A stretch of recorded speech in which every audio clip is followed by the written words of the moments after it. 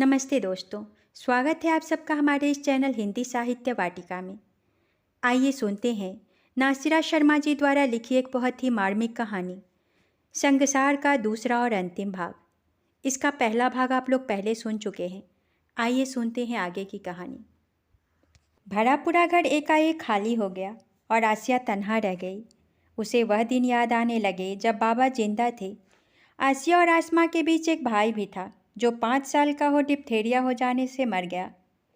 दादा दादी थे जिनकी मौत के कुछ दिन बाद बाबा को हार्ट अटैक हुआ था। घर की आबादी और खुशहाली घटकर सन्नाटे में बदलने लगी थी। जाने कितनी घटनाएं थीं जिन्होंने आसमा और आसिया को बहन से ज़्यादा सहेली बनाने में मदद की थी।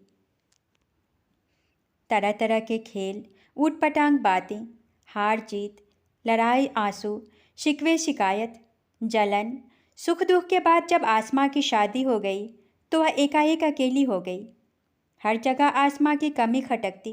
पढ़ना लिखना, घूमना फिरना सब फीका फीका लगता। जब आसिया कुछ दिन बाद अपने शौहर के साथ घर लौटी तो वह बजाय आसिया के साथ बैठने के अपने शौहर के आगे पीछे घूमती रही थी। वह दोनों आपस में बातें करते, ऊंचे कहे लगाती। यह देखकर आसिया को गहरा आघात लगा और जलन में मुंह से निकला था, बेईमान। फिर एक बच्चे के बाद दूसरा बच्चा आसमा को उससे इतनी दूर ले गया कि उसे अपनी ही बहन से चिढ़ होने लगी थी। मगर कल रात, इतने दिनों बाद कल की रात उसे अपनी बहन वापस मिली थी। खुशी का एहसास पुरानी उदासी को पूछ गया था। पुरानी यादों की उमंग से भरी आसिया उठी और उसने अलमारी से एल्बम निकाले। बचपन की अपनी तस्वीरें देख वह हंसने लगी। दोनों बहनें एक सी लंबी फ्रॉकें पहन, गले में बाहें डाले, आगे से टूटे दांत दिखाती हंस रही थी। दूसरी तस्वीर में उसकी 2 कसी चोटियां सीने पर पड़ी थीं और आसमा ने बाल मोड़कर बना रखे थे। कान के दोनों तरफ बड़े बड़े रिबन के फूल लगे थे, मगर धूप से बचने के लिए उसने अजीब तरह से मुंह बिचकाकर आंखें बंद कर रखी थीं। दूसरे एल्बम में सबकी शादियों की तस्वीरें थीं। पहले पन्ने पर माँ और बाबा खड़े थे। माँ की शक्ल कभी आसमा की तरह लगती, कभी अपनी तरह। फिर दूसरे पेज पर आसमा और राशिद की रंगीन फोटोग्राफ थी। तीसरे पन्ने पर उसकी और अफजल की। वह शर्माई खड़ी है और अफजल किसी से हाथ मिला रहा है। कहते हैं जन्नत में जोड़े बन जाते हैं और उनकी शादी भी वहीं हो जाती है। मेरी शादी जन्नत में भला किससे हुई होगी, अफजल से या उससे? काफ़ी देर तस्वीरों को देखने के बाद वह उठी और रात के खाने के इंतज़ाम में लग गई। रेडियो उसने खोल रखा था, ठीक पहले की तरह, ताकि उसे तन्हाई का एहसास ना हो। गानों के साथ कभी वह गुनगुनाती, कभी उसकी लय पर काम करते हुए हाथ तेजी से चलाती। खाना खुद पकाया जा सकता है, पैसा भी खुद कमाया जा सकता है, मगर खुद अपना महबूब आप नहीं बना जा सकता। सोचते हुए हंस पड़ी आसिया। खाना पक गया तो वह सामान समेटकर बैठक में लौट आई। उसने एल्बम उठाए और उन्हें वापस अलमारी में रखने लगी। तभी एक लिफाफा ऊपर से नीचे गिरा। झुककर उसने लिफाफा उठाया और खोला। कुछ रंगीन तस्वीरें थीं। शादी के कुछ दिनों बाद ही पहली ईद पड़ी थी। आसिया की आंखों के सामने शादी के शुरू के दिन घूम गए। ईद का दिन। घर मेहमानों से भरा है। दूर करीब के रिश्ते की नंदे भाभी को घेर कर मजाक और दुलार दिखा रही हैं।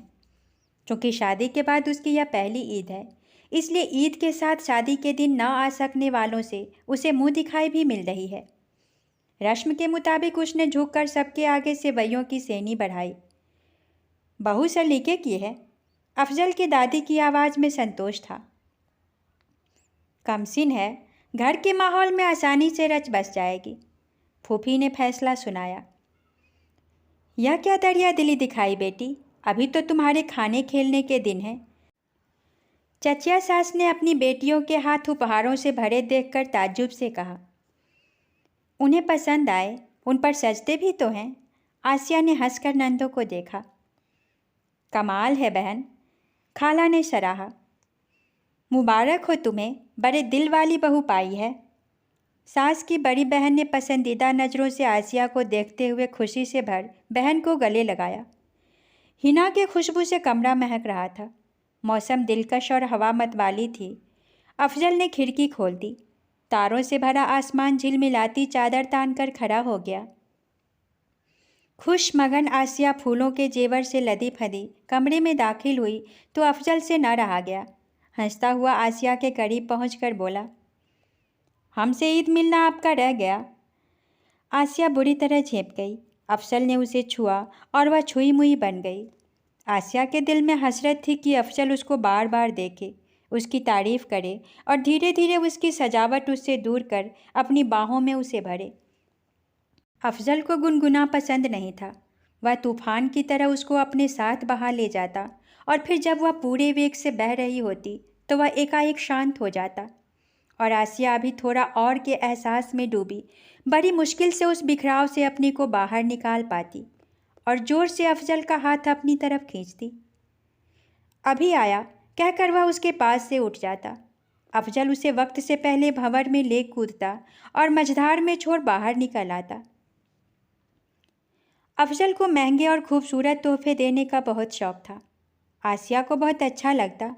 बाहर घूमना, सजना, खाली वक्त में कुछ पढ़ना और सास ससुर के लाड़ में भर कभी कभी कुछ पकाना और ढेरों तारीफें सुनना। कुछ महीनों बाद इस एकाकी ज़िंदगी से वह घबराने लगी। कोई कोर्स करने की सोचने लगी। अफजल ने इजाज़त दे दी और जब कोर्स ख़त्म हो गया तो ज़िंदगी भी एक नए रास्ते पर मुड़ गई। उसमें किसका कितना दोष था। आसिया ने तस्वीरें लिफाफे में वापस रखीं और अलमारी बंद करके वापस मुड़ी। उसके दिल और दिमाग की कैफियत बदल रही थी। कई तरह के सवाल उसके सामने आकर उसे जवाब तलब कर रहे थे। यह जन्नत की शादियाँ होश आने पर जवानी का रोग क्यों बन जाती हैं? शौहर से तन और मन का मिलना बहुत ज़रूरी होता है। जिससे तन मन मस्तिष्क सब मिल जाए वह शौहर नहीं होता है। फिर वह क्या होता है? दुनिया की निगाह में गुनाह। गुनाह आखिर इतना खूबसूरत, इतना लबरेज और लतीफ़ क्यों होता है? गुनाह में इतनी ताकत कहाँ से आ जाती है कि वह सवाब को छोटा कर समाज और कानून को चुनौती देने लगता है? आसिया गुसल खाने में घुस गई और जी भरकर नहाई। नल बंद किया और सामने से तौलिया उठाया। पानी की बूंदें उसके बदन पर ओस की बूंदों की तरह ठहर गई थीं। वह बदन पोंछना भूल गई। अपने इस बदन के साथ इतने साल रही मगर जान न पाई यह कैसा है, और जो पल भर के लिए इससे जुड़ा उसने पुरानी गाथा गा दी। बदन पर कहाँ पर काला तिल है और कहाँ का स्पर्श फाख्ता के मुलायम परों जैसा रेशमी है। उसके तलवों में खम है और पैरों की उंगलियों के पीछे का गदबदा हिस्सा ठीक फूलों की पंखुड़ियों की तरह कटावदार है। उसकी पिंडली चिड़िया के पंजे की तरह नाजुक और लचकदार है। उसके बदन का रंग पीली चंपा जैसा सुनहरा और महकदार है। और उसने सर झटका मगर उत्सुक निगाहें फिर अपने को तौलने पर रखने लगीं। सांसें तेज हो गईं। उसने घबरा कर तौलिए से बदन लपेट लिया। नहाने से दिल और दिमाग काफ़ी हल्का हो गया था। चाय बनाकर वह प्याली उठाए कमरे में वापस आई और टीवी का बटन दबाया। अपने ही मुल्क में नहीं बल्कि सारी दुनिया में आग लगी हुई है। कहीं धर्म, कहीं रंग, कहीं नस्ल, कहीं विचारधारा, कहीं सत्ता, कहीं अंकुश इंसानी दुखों का कारण बने हुए हैं। आदमी ने तरक्की कहाँ की है? इससे तो अच्छा वह जमाना था जब सब एक बड़े कुनबे की शक्ल में रहते, बांट कर खाते, बाढ़, भूकंप, तूफान से डरते, उन्हें खुदा मानते। रंग, नस्ल और खुदगर्जी ने उनके बीच तब गहरी खाइयाँ नहीं खोदी थी। वह अपने नुत्फे के लिए जान नहीं देते थे, बल्कि बच्चों के बाप की पहचान का प्रश्न उनके लिए कोई मसला नहीं था। दरवाजे की घंटी नहीं बजती तो अपनी रौ में आसिया सोच की धारा में ही बहती जाती। माँ वापस लौट आई थी और अपने कपड़े बदल रही थी। उसने दस्तरखान बिछाकर उस पर खाना चुन दिया। खाना खाते हुए माँ वहाँ आई औरतों और लड़कियों का जिक्र करती रही। आसिया बड़े ध्यान से उनकी बातें सुनती रही। रात को सोते हुए माँ का दिल चाहा बेटी से पूछे कि आखिर ससुराल वाले भी उसकी राह देख रहे होंगे। बेहतर है कि वह उस जिंदगी को उजड़ने से पहले बसा ले, एक घर बनाने की कोशिश करे। मगर कुछ सोचकर चुप रह गई कि कहीं कच्ची मिट्टी पर वार करने से बना बनाया खेल बिगड़ न जाए। आसिया सारे दिन घर में रहती, माँ के साथ कुछ पुराने बक्से साफ करने, कूड़ा कबाड़ा फेंकने में और घर को नए तरीके से सजाने में उनकी मदद करती रही। माँ को इत्मीनान हो गया कि आसमां की बातों का असर आसिया पर हो रहा है। खुदा ने चाहा तो वह एकदम बदल जाएगी, खुद ही वापस जाने की ख्वाहिश जाहिर करेगी। सुबह सुबह आसिया ने जो दरवाज़ा खोला तो अफजल को फूलों के गुलदस्ते के साथ सामने खड़ा पाया। उसने पूरा दरवाज़ा खोल दिया। अफजल ने गुलदस्ता उसके हाथों में पकड़ाते हुए कहा, जालिम, एक बार तो फ़ोन करके अपने बीमार का हाल पूछ लेती। कौन है? पूछती सी माँ पीछे आकर खड़ी हो गई। अफजल ने उन्हें सलाम किया और कार से उतरती समधन ने आगे बढ़कर उन्हें गले लगाया। ससुर छोटी छोटी फल और मिठाई की टोकरियाँ उठाए अंदर दाखिल हुए और बोले, वाह रे जमाना, हम चुप रहे तो आपने हमारी चीज़ अपनी समझ कर रख ली। सच, घर सूना हो गया। मैं अभी आती ना, सोचा साल भर बाद गई है, रह ले महीना 2 महीना, मगर आपके दामाद का बाहर जाना हो रहा है।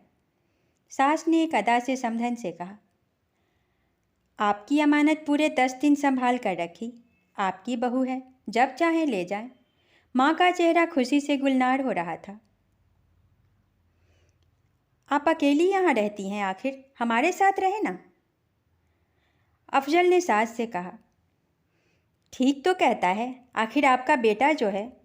समधी बोले, किस मुंह से शुक्र अदा करूं उस ऊपर वाले का जिसने आप जैसा घराना और हीरे जैसा दामाद दिया है। झिझकती सी आसिया चाय की ट्रे लेकर कमरे में दाखिल हुई। अफजल की आंखें शरारत से चमकी। शर्माई सी आसिया सास ससुर की दुआएं लेती अफजल की नज़रों से बचती माँ से लगकर बैठ गई। बेटी, अफजल को अंदर ले जाओ, माँ ने बेटी से कहा। हाँ, हम बूढ़ों में बंधे बैठे रहो तुम लोग, सास ने कहा। आसिया ने अपना सामान समेट कर बांध लिया। माँ ने बेटी की बलाएं ली और दामाद के कंधे पर प्यार से हाथ रखा। सास ने उनकी हालत देखकर कहा, बहन, मैंने लड़की पैदा नहीं की तो क्या। आसिया ने इतने दिन दूर रहकर एहसास दिला दिया कि लड़की होती बड़ी मोहिनी है। आपके दामाद के जाने के बाद उसे मैं आपके पास कुछ दिनों के लिए फिर भेज दूंगी। आसिया के जाने के बाद माँ थोड़ी देर आंसू बहाती रही। फिर उठकर उन्होंने शुक्राने की नमाज अदा की और आसमां को फ़ोन मिलाने लगी। आसिया ससुराल गई, मेरे सर से जिम्मेदारी का बोझ हटा। अगले महीने अगर राशिद को छुट्टी हो तो मन्नत बढ़ा देते हैं। ठीक है। उधर से आसमां की खुशी में डूबी आवाज़ उभरी, मैं तुम्हारी खाला को भी इत्तला दे दूँ, कहकर माँ ने फ़ोन रख दिया। आसिया ससुराल आकर अफजल के कपड़े ठीक करने, नए कपड़े सिलवाने, ज़रूरत की चीज़ें खरीदने में जुट गई। अफजल अपनी फार्म की तरफ से 6 महीने के लिए यूरोप जा रहा था। उसका इरादा था कि कोर्स के ख़त्म होते ही वह आसिया को वहाँ बुला लेगा और फिर वह दोनों पूरा यूरोप घूमकर वापस लौटेंगे। काम की व्यस्तता में अक्सर आसिया का दिल भटक जाता। फ़ोन पर हाथ जाता, नंबर घुमाती, मगर फिर घबरा कर रख देती और बजते टेलीफोन को कभी खुद नहीं उठाती थी। मगर उस मुलायम बिस्तर की याद जिसने उसे ज़िंदगी का अर्थ समझाया था, उसे भूलने की पूरी तरह कोशिश करती। अपने बंदों से यह दोहरा खेल कैसा? जब जज्बा दिया था तो बहाव भी सीधी देता। एक साथ 2 आशिकों को मेरे दामन में डालने का क्या अर्थ? आसिया बेदम होकर कह उठती। रात को वह अपने को ढीला छोड़ देती। अफजल उसकी इस अदा पर मिट जाता और एक दिन आखिर उसने कह दिया, बहुत बदल गई हो। यानी? आसिया की आंखें फैली, चेहरे पर से डर की परछाई गुजर गई। कुछ दिन माँ के घर हो आया करो, वहाँ से आकर पहले की तरह भोली, हसीन और बाकी बातें हंसी में डूब गई। सब कुछ समझकर आसिया की आंखें झुक गई। अफजल ने उन पर चुंबनों की बौछार कर दी। कुछ दिन अच्छे गुजर गए, मगर जल्द ही दिल अफजल के नाम पर टिका नहीं रह सका। दिल और दिमाग पर काबू पाती तो बदन बेकाबू होकर अपना साथी तलाश करता। उसे भी एक खास तापमान पर चढ़ने और उतरने की आदत हो गई थी। अफजल के स्पर्श उसे तनाव में ला रहे थे। उसकी मांसपेशियां इस तरह से तन जाती और उसकी खुलती बंद होती मुट्ठी कई बार अफजल को परे धकेलना चाहती। एक उबलता आक्रोश ज्वालामुखी बन उबलता हुआ दिल दिमाग पर छाने लगता, जैसे कोई ज़बरदस्ती अपनी हदें पार कर रहा हो। और तैश में आकर उसे लगता कि वह अपनी पूरी ताकत से इस जोर से चीखे कि घर की हर नाजुक चीज़ चकनाचूर हो जाए। क्या बात है? कभी कभी उसके तनते अकड़ते बदन की ऐंठन को अफजल महसूस करता। कुछ नहीं, थक जाती हूँ जल्दी। आसिया उसकी आवाज़ सुनकर होश में आ जाती, ख्वाब से हकीकत में उतर आती और कहीं बात खुल न जाए इस घबराहट में वह अफजल से लिपटकर उसके बाजुओं को चूम लेती, मगर दिल में दर्द उठता। अपने बदन का यह अपमान आखिर क्यों सहती है? आंखें जल उठती। आंसू? भला क्यों? कहो तो न जाऊं। दीवानगी में भर अफजल उसे झिंझोड़ता। नहीं नहीं, बस यूं ही, कहकर हंस पड़ती आसिया और अफजल उसके चेहरे पर बदन पर चुंबनों की मोहरें लगा देता। अपने तन पर काबू पाते, अपनी इच्छाओं का गला घुटते और अपने ऊपर अत्याचार करते करते आखिर वह हार गई।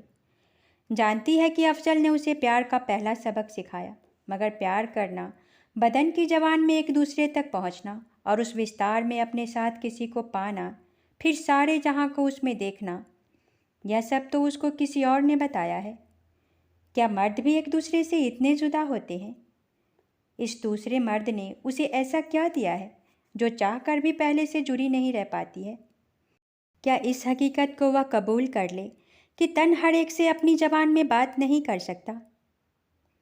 वह अपने बहकते कदम पर पहरा लगाती और खुद को तलाश करती हुई यह बात समझने की कोशिश करती कि कहीं दो जगह बटी ज़िंदगी उसे समझा तो नहीं रही है कि दुनियावी ज़िंदगी से हटकर एक रूहानी ज़िंदगी भी होती है और इन दोनों के बीच तालमेल बिठाकर अपनी पहली ज़िंदगी का विस्तार मान दूसरी ज़िंदगी को जीना होगा। एक का संबंध समाज से होगा और दूसरे का उसके निज से। आसिया के दिमाग ने दिल को समझाया, मगर दिल तन को न समझा सका। यह कोशिश भी सब बेकार गई तो हिम्मत करके आसिया ने तय किया कि वह अफजल से सब कुछ बता देगी, कुछ नहीं छुपाएगी। इस तरह तनाव में हर रात बसर करना उसके बस की बात नहीं है। उसके सारे तंतु टूट रहे हैं। वह अफजल को सुख देने की जगह एक चिंता में डुबो देती है। फैसला कर वह उस रात आराम से सोई, मगर सुबह उठते ही उसे दूसरी फिक्र लग गई। दुनिया क्या कहेगी? उसे बुरी औरत का नाम देगी, मगर उसने तो कभी अपने को अच्छी औरत कहलाने का सपना नहीं देखा। सच्ची ईमानदार ज़रूरत की बात करना बेईमानी है क्या? अच्छी औरत के पर्दे में वह दोहरी ज़िंदगी कब तक जिएगी? वह खराब औरत है। हाँ, वह बदकार और आवारा औरत है। आसिया सर पकड़कर बैठ जाती और उसे लगता कि अब इस घर में पल भर भी ठहरना उसके लिए मुश्किल है। जब वह उठकर अफजल से बात करने जाती तो रास्ता रोककर आसमान खड़ी होती। इस तन की खातिर सब कुछ दांव पर लगा दिया। हाँ, कौन इससे बचा हुआ है? तुम भी नहीं। तुम तन को आबादी मानकर घर का बहाना बनाती हो और तन को रूह से अलग देखती हो, मगर मैं किसी बहाने की ज़रूरत महसूस नहीं करती।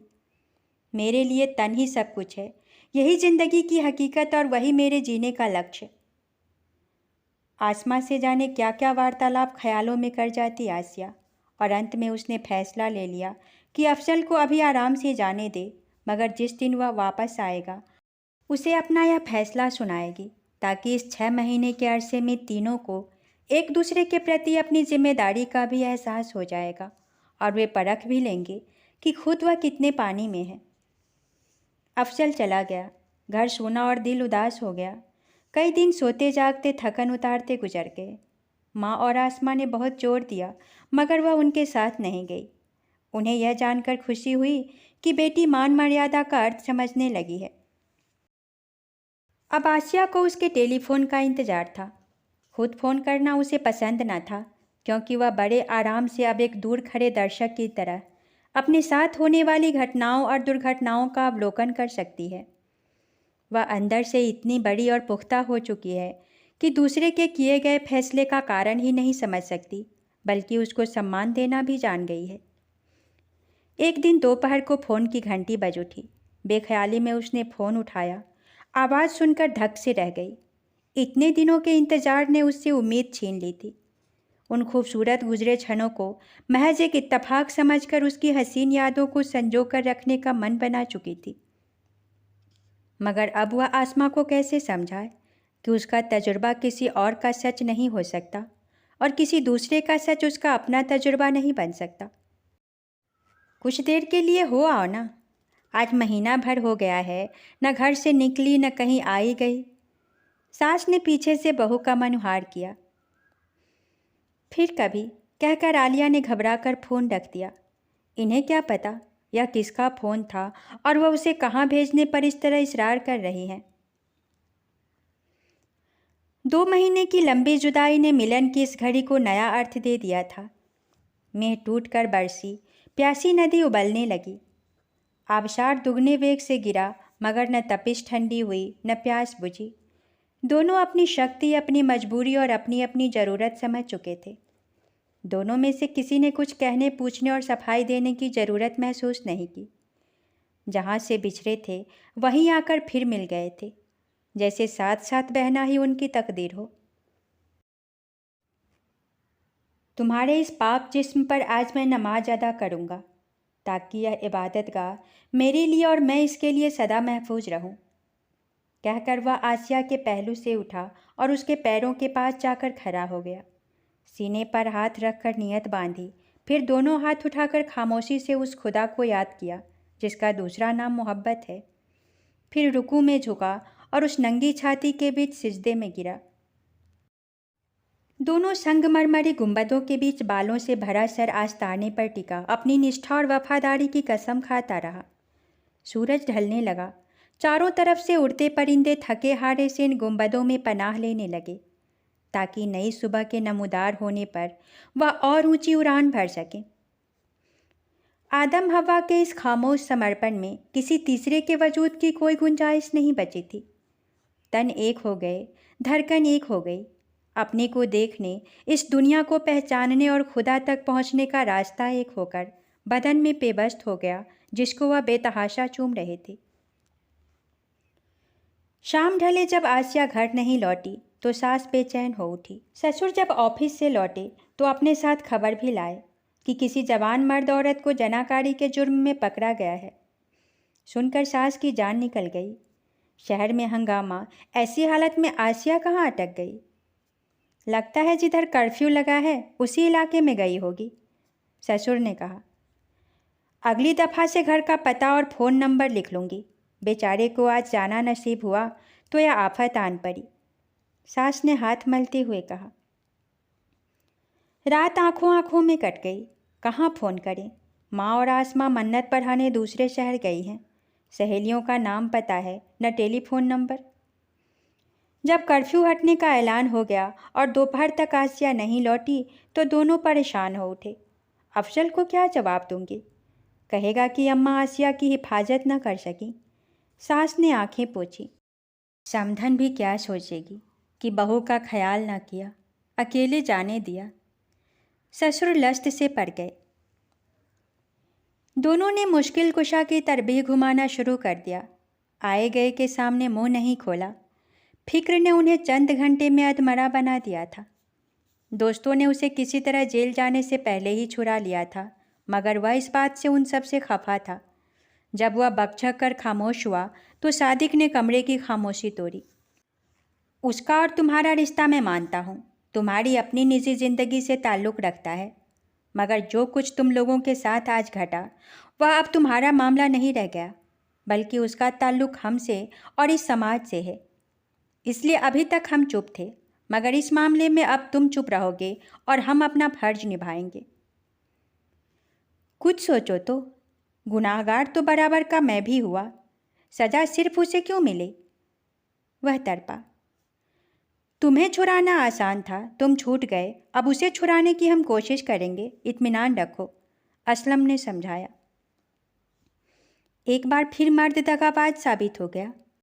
उसने दोनों हाथों से दिल के पास फड़कती रग पकड़ी। यार बोर मत करो, बात को समझो। यहाँ साथ साथ मरकर लैला मजनू की कहानी नहीं दोहरानी है। यहाँ ज़रूरत है उसे बचाने की। आज एक की शामत आई है, कल हजारों पकड़ी जाएंगी। नईम ने झुंझला कर कहा। इसको तनाव बहुत है, कहीं दिमाग की रग न फट जाए। कहो तो इंजेक्शन देकर सुला दूं ताकि हम बैठकर चैन से सलाह मशविरा कर सकें, फारूक ने सादिक के कान में कहा।